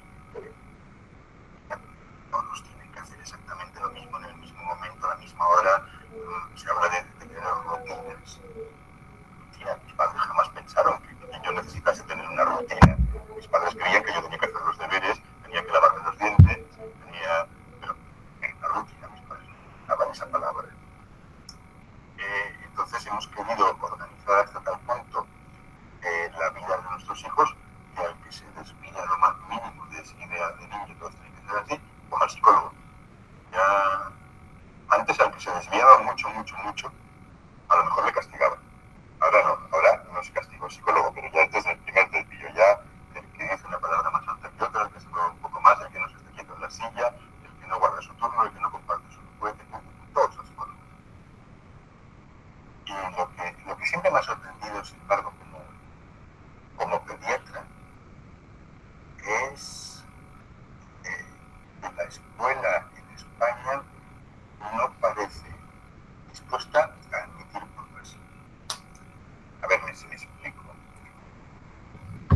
los médicos sabemos que a veces cometemos errores. Los médicos, de hecho, tenemos un seguro de responsabilidad civil por si cometemos errores. Estudiamos los errores que cometemos. Tenemos una palabra especial para eso, le llamamos iatrogenia, el daño que hace un médico. Y hacemos estudios mirando en qué fallamos y cuál sería la mejor manera de intentar corregirlo. Y también sabemos que tenemos limitaciones. Mire, yo de esto no entiendo, tiene usted que ir al especialista de cardiología, tiene que ir usted al especialista de endocrino, porque yo no sé más sobre lo que usted tiene. Y sin embargo, como pediatra, a menudo me venían padres y madres explicándome que en la escuela les habían dicho a sus hijos que el niño es listo pero no se esfuerza.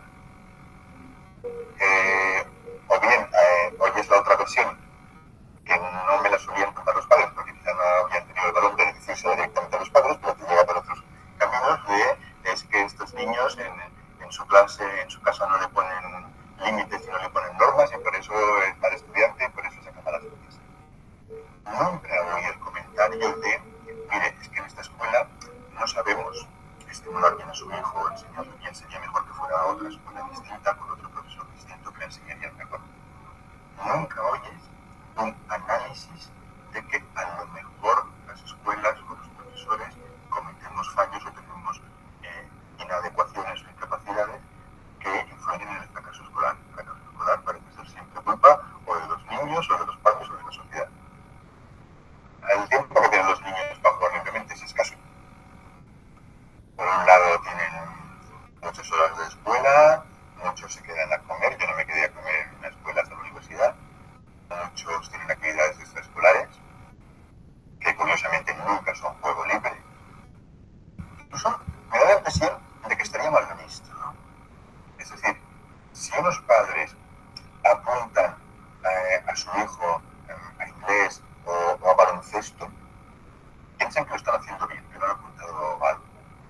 En cambio, si simplemente en la escuela dijeran, miren, los niños que no puedan ustedes pasar a recogerlos a las 5 se pueden quedar hasta las 7 aquí jugando en el patio, habrá un profesor que vigile para que no se maten y esto costaría tanto al mes. Probablemente muy pocos padres los apuntarían porque pensarían un poco como que están perdiendo tiempo como que le estoy fallando, ¿no? Estoy dejando ahí abandonado el patio de la escuela cuando podría apuntarlo a baloncesto. Pues ojalá tuviera más tiempo para jugar tranquilos en el patio de la escuela al menos. ¿Dónde estábamos? Pues eso, el tiempo. Tienen poco tiempo para jugar porque están haciendo otras cosas. Y encima buena parte del tiempo que están en su casa y podrían estar haciendo cosas bien tranquilos, se lo come la tele, pues menos tiempo que queda todavía.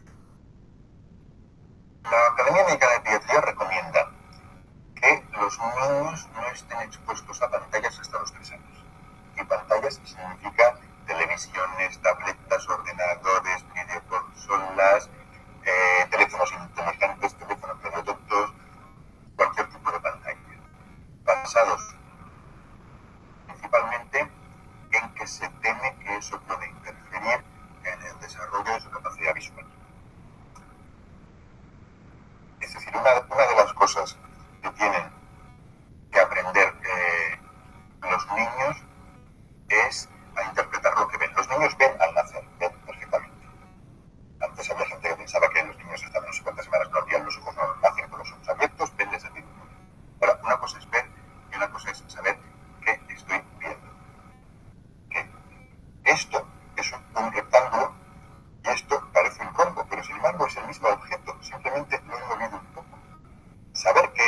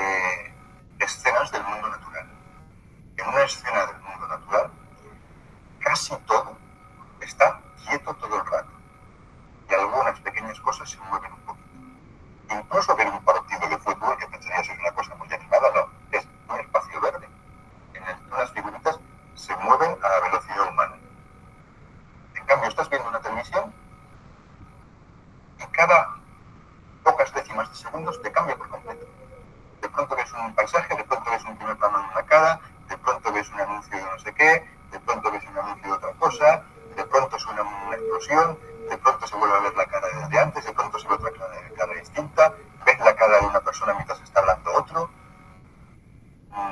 Entonces, viendo ese tipo de cosas, los niños no reciben las experiencias necesarias para poder interpretar lo que ven y darse pues, a conocer el mundo. Claro, no pasa nada porque estén un ratito así, tienen todo el resto del día. Probablemente no sería bueno que los niños pequeños pasasen así muchas horas. Y por eso es por lo que se recomienda hasta los 3 años pues, que no vean a pantallas, que no vean cuánto. La recomendación es que no vean nada, porque como todo, ya sabemos que si dices que no vean nada, pues verán un poquito.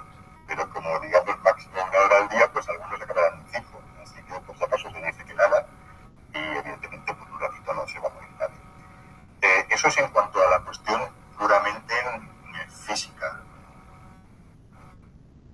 neurológica. Hasta los 3 años no conviene estar expuestos a pantallas. A partir de ahí ya se supone que el niño ya es capaz de interpretar lo que ve, que eso ya no va a interferir. Entonces, ¿cuál es el problema? Bueno, pues el tiempo que el niño pasa haciendo una cosa no está haciendo otra. Eso ya de entrada es un problema. ¿Cuántas horas pasa el niño viendo la televisión o estando con la videoconsola en vez de estar corriendo, saltando? La televisión influye muchísimo, por ejemplo, en la epidemia de obesidad infantil que sufrimos. Por otra parte está el contenido mismo de lo que el niño está viendo. No es lo mismo estar viendo programas violentos, sexistas, gritos, insultos, que estar viendo un documental de la naturaleza. Y por otra parte, en qué medida eso pueda aislar al niño de otros niños. En qué medida esté solo en vez de estar relacionándose con la familia o estar jugando con amigos.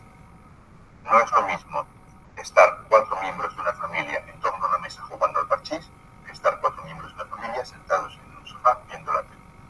Aunque, al menos si están los 4 juntos, algún comentario se hará al respecto, pero no va a ser lo mismo. Muchas veces será, cállate, que estoy viendo la tele. Peor todavía si el niño está sencillamente solo viendo la tele. Entonces, me preguntabas, todo esto era breve introducción, me preguntabas sobre videoconsolas y videojuegos. Yo procuraría no dar a los niños videoconsolas o videojuegos hasta que los pidan. Es decir, nunca pensar que la iniciativa debe ser tuya, nunca pensar que los videojuegos son buenos porque estimulan al niño y porque son educativos. No, eso no existe. Los videojuegos no son educativos. Ni aprendes informática, ni aprendes formas de colores, ni aprendes nada que no hubieras podido aprender mucho mejor haciendo otra cosa.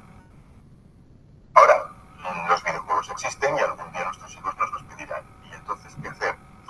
Pues yo procuraría, cuando realmente no te quiera más remedio, porque te insisten mucho, procuraría que la consola esté en el salón y no en la habitación del niño, que no sea una manera de aislarse de la familia, sino de estar en el seno de la familia. Creo que es buena idea que la consola esté conectada al televisor. ¿Por qué? Porque si no puedes tener las cosas a la vez. O hacer consola o la televisión.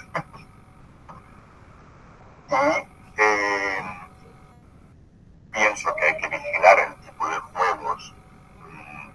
Suelen tener una guía que dicen guía parental, este juego está recomendado para mayores de 13, no sé qué, pues como mínimo seguir eso, como mínimo. Muchas veces es que dice para 13 debería ser para 28, pero bueno, al menos 13, al menos lo que dice aquí. Y pienso que es conveniente buscar juegos con los que se pueda o con los que sea mejor jugarlos. Es decir, procurar encontrar juegos que obliguen a nuestro hijo a invitar a un amigo a casa para jugar los dos al mismo juego y no pasarse el día jugando solo y aislado. En España, en la actualidad, está fallando bastante. El otro día oí por enésima vez lo del informe PISA, que estamos a la cola de todo, y en algún telediario dijeron algo así como sí, el fallo es que en la escuela española todavía todavía se usa esa educación memorística. Mi esposa y yo al instante exclamamos, memorística, pero sin aprender nada. Memorística, ni nada, sí.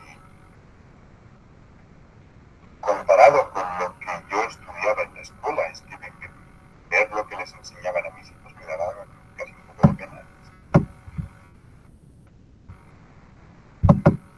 Decía como si les estuviera haciendo perder el tiempo.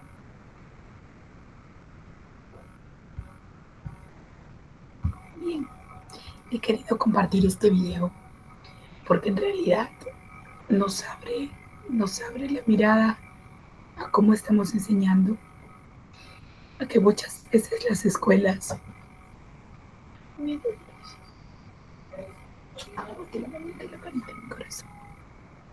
a que muchas